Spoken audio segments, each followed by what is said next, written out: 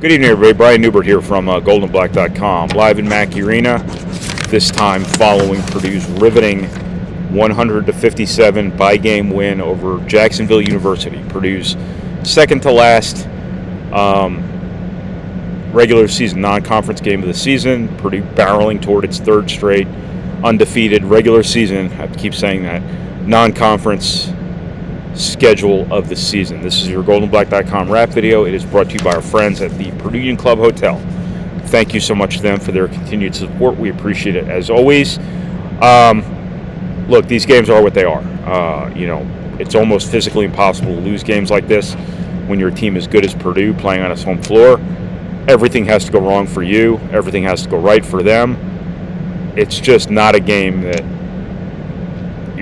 very often you're going to struggle in, let alone lose. Now, that being said, this time of year, this particular week, you saw what happened to Indiana. You saw what happened to Maryland earlier this week, where they both almost lost by games to low majors. It's just that week, man, where you just got done playing huge games this past weekend. The holiday break starts as soon as this game ends. Your mind's maybe not quite where it needs to be. As I always say, these games are played by the most volatile commodity on earth, the young male. And you just never know sometimes when somebody's just going to phone one of these in and something ridiculous is going to happen. I don't think that was ever on the table for Purdue. I think Purdue's graduated away from that sort of worry, to be honest with you. And they can say all they want that these are the teams they lose to in March, but no, that's not really true. Not this team. But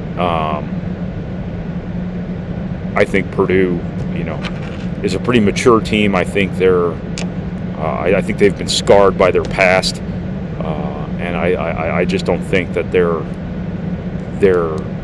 a whole lot of concern about them in games like this. That being said, these are checks on your professionalism, on your maturity, on your focus, and I thought Purdue came out really sharp for a couple minutes, and then the second team came in after Ade, Braden Smith, etc. had rotated out of the game.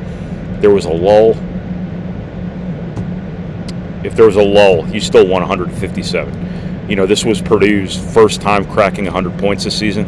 Doesn't matter at all, but I think it's another reflection of how good an offensive basketball team this is. They had 92 and 92 in back-to-back games. They're just a really, really high-level offensive basketball team, and I think tonight, kind of surprising when I looked it up that this was the first time they cracked 100, because it's felt like they've been in the 90s every game, and they've been in the 90s against really good teams. Now, game conditions have kind of dictated some of that. You got in track meets with Marquette at times in comeback mode. You got in a track meet a little bit with Arizona when they were in comeback mode. Stuff like that. When you play Gonzaga, it's usually a high-scoring game. But I think Purdue can score with anybody in the country. And I think that this one, they did a little bit differently. I think this was, the way I worded it was Purdue kind of like managed this like a controlled burn sort of win, where, ordinarily you'd come out and you would go right to Braden Smith and Zach Ade. And I'll have to go back and watch tomorrow, even though I switched up my routine today. Instead of taking notes, I just watched the game. So I have no notes to not be able to read after this game. But most of Purdue's offense early on, if I recall correctly, kind of went through Trey Kaufman-Renn and Fletcher Lawyer, two obviously really good offensive players, and not as much Zach Ade and Braden Smith, who almost seemed to kind of stand down a little bit. Zach Ade didn't score until 6 minutes into the game after Purdue had already scored 17 points. Braden Smith didn't take a jumper until the second half, I don't think. And that's been part of what's transformed Purdue offensively, is that worry of Braden Smith shooting jumpers off those ball screens. And it's been a huge emphasis for him in every game this season. And tonight it was just like he stood down in that regard and kind of let other people kind of carry the ship. You don't carry ships, do you? You steer ships. Carrying a ship would be really difficult, unless it's one of those wooden ones in a bottle. Anyway, so Purdue played through Trey Kaufman-Renn for the most part. He goes 6 of 9 from the floor, 15 points. Should have had 17 or 19. 6 rebounds. I think that was a little deceptive. I think he was more active on the glass, and those 6 rebounds would indicate or suggest 4 assists, one of his best passing games, if not his best passing game. And I think you just saw another instance of what I was talking about last year at this very time, and again probably this time at various times during this season, is that if you just took him and you just put him in Zach Ede's role with Zach Ede's minutes and Zach Ede's usage, obviously they're very different players, but I think you would get, all Big Ten, an all Big Ten player, first team all Big Ten level player, certainly first team all Big Ten level productivity. I think you'd pop him into that role and you'd immediately get a 20 and 10 player. I think he's that good, and I think that's part of the reason, Purdue has crowbarred him into this starting lineup, just to have its best guys out there. Not to take anything away from Purdue's other forwards, obviously very good players, very good pieces, but I think they view Trey Kaufman-Renn as being a higher ceiling type of guy, and everybody wants to play their best players, right? So I think that was evident tonight how good of a player he is, even though he's maybe not playing a leading role the way some of his teammates are. But I think that was a big part of their offense. I think that it's funny. I always say I think that, and then I state a fact. When I say I think that, I'm indicating to you that an opinion is coming, and then I state a fact. And a fact is not an opinion. A fact is a fact. Purdue generated a lot of offense off defense, and I think that's new. Purdue has wanted to be more disruptive defensively. They've wanted to generate more turnovers. It's not something they've been really built to do. It's not been their MO, and that's not just this season. That's been years now, where they just haven't generated a lot of turnovers. They haven't been a high-volume turnover generation team, if that makes sense. What did I say? A high-volume turnover generation team. That sounds wrong, but I think it's right. The last 2 games, this is 2 games in a row now with double-digit steals. Not just turnovers by the opponent, steals. Honest-to-God steals. Like, they took the ball from the other team. I think that part of that is just Purdue buying into this desire to be a little more disruptive. I think part of it is just them being more attentive defensively. When you're disruptive and you're trying to get deflections, you need to anticipate things to do that. In order to anticipate things, you need to be engaged in what's going on. You need to see things unfolding. And to do that, you have to be really, really dialed into what's going on around you. So I think the fact that Purdue's getting deflections or getting steals indicates that these guys are really trying to be a good defensive team. I might be wrong, but I don't see how that could possibly be wrong. That's not exactly a controversial statement. I think that this is probably something that maybe doesn't endure all season. I don't think Purdue's going to force 20 turnovers a game in the Big Ten, simply, if nothing else, by virtue of the style of Big Ten basketball. But I think every turnover Purdue gets is a big deal, and I think it's an even bigger deal, obviously, when you can get out in transition and you can get easy baskets and really, really kind of turn things around on your opponent when they already have to deal with one of the best and most efficient and, honest-to-God, scariest offenses in college basketball, one that just really grinds on you and really, really overwhelms people. I think, what we talked about in the summer is really coming to bear these last couple of games. Lance Jones, Miles Colvin, Camden Heide, their athleticism, their ability to get the open floor, their ability to attack the rim in transition, their ability to run off turnovers, to run off rebounds, whatever it might be. I think you see that here tonight, especially off turnovers. Lance Jones gets 16 points. Miles Colvin gets 11, including some threes he probably really needed. He missed, I think, 5 of his last 6, didn't play very much against Arizona, so that game really is not a factor in that. And then Camden Heide basically puts on a personal mixtape here in the second half, playing above the rim, making really athletic plays. So I think Purdue's athletic dynamic this year, that's relatively new to this team, I think that really showed up, and that will endure the rest of the season. Whether it necessarily translates to boring, slow down Big Ten play, I don't know, but it's certainly better than not having it. Purdue keeps shooting well. They keep shooting threes at a really high rate, and that's obviously was the biggest question to me coming into this season. And I think that was a very fair statement to make. I think at this point, turnovers are probably Purdue's biggest concern, but you always run the risk of that bottoming out from three just happening at the wrong time against the wrong team on the wrong night, and it, being a real problem for you. But there's been really no sign of that. I think that, here I go again with the whole, I think that, now here's a fact. Purdue is a good three-point shooting team. I guess that's an opinion, because people could have incorrect stances on that, defying the numbers. But Purdue is a good shooting team that is shooting well this year. I think they were a better shooting team last year than they actually shot. I know that's counterintuitive and that sounds stupid, but I think they are shooting up to their capabilities thus far this year. Just kind of need to keep it up. But Purdue's got a lot going for it here. I think, obviously Purdue's on the verge of being undefeated in non-conference regular season play for the third straight year.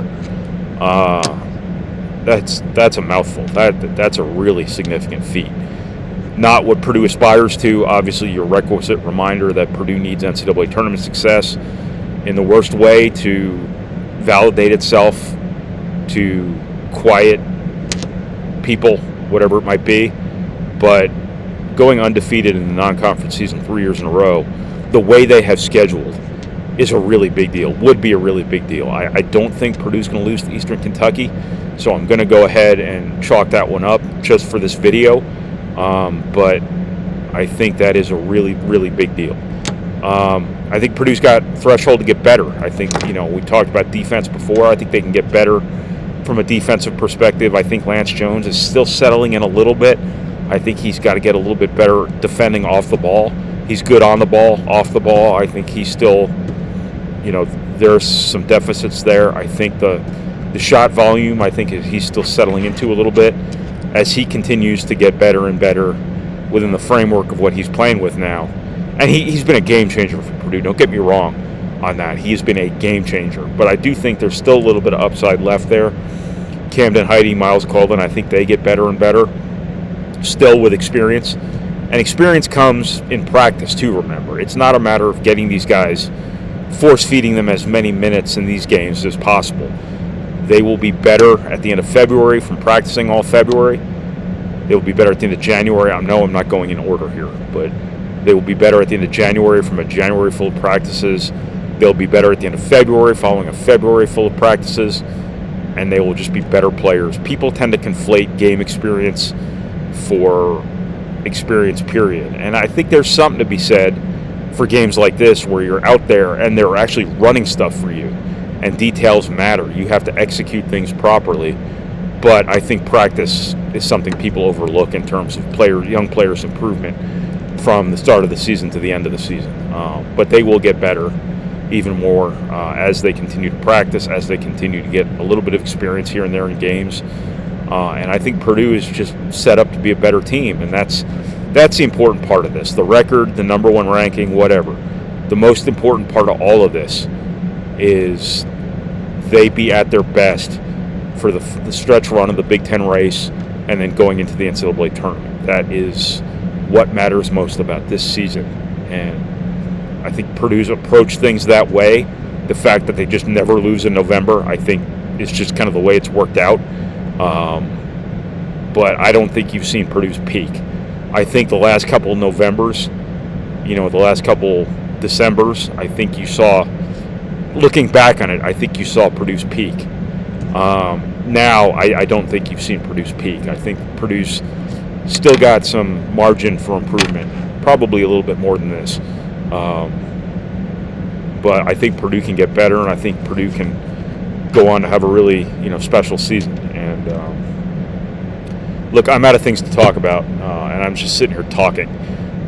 So it's now time for my annual goldenblack.com heartwarming holiday message. I just wanted to say thanks, as always, as I do every holiday season, to our users, without whom this silly little endeavor of ours wouldn't be possible. We appreciate you very much. We thank you for your business. We thank you for your time. We thank you for your enthusiasm. We thank you for coming up and saying hello when you see me in the arena or you see me in airports. I love that stuff. It's the best part of my job. honestly, even though I'm a little bit socially awkward and a little bit scary, to be honest with you. I want to thank you all, too. As you all know, I've had a bit of a year here, and everybody's sticking with us through our little bit of a rough patch here. Everybody's sticking with me through all of this. Thank you so much to Mike Carmen for all he's done for us through this time. Thank you so much, as always, to Alan Karpik for everything he's done for me in my entire life. Thank you so much to Tom Dienhart for all he had to pick up while I was gone. And, I'll finish this with a plug, a shameless plug. If you're enthusiastic enough about this stuff to watch me babble after games on video for 15 and a half minutes, you're probably our demographic for our website, a membership to goldenblack.com. We think you would probably like it. So by all means, if you haven't already, check out our site. We have a deal going on for a couple more hours, I believe. I think there's pretty much always a deal going on. But if you are interested in this stuff, which obviously you are, by all means, please check it out. We'd love to have you. If not, that's cool too. I hope everyone has a wonderful holiday, a safe holiday, a responsible holiday. Is that the right way to put it? I don't know. But just be safe. Just be happy. Be at peace. Relax. Enjoy your families. If you don't have families, enjoy your time off, whatever it might be. Just have a good time. Have a good, safe holiday. And thank you again, everybody. Boy, that was a really heartwarming message, wasn't it? That was a friggin' Hallmark movie right there. Anyway, take care, everybody. Have a good holiday. And thank you to the Purdue Union Club Hotel once again. The gift that keeps on giving the whole year. Anyway, bye.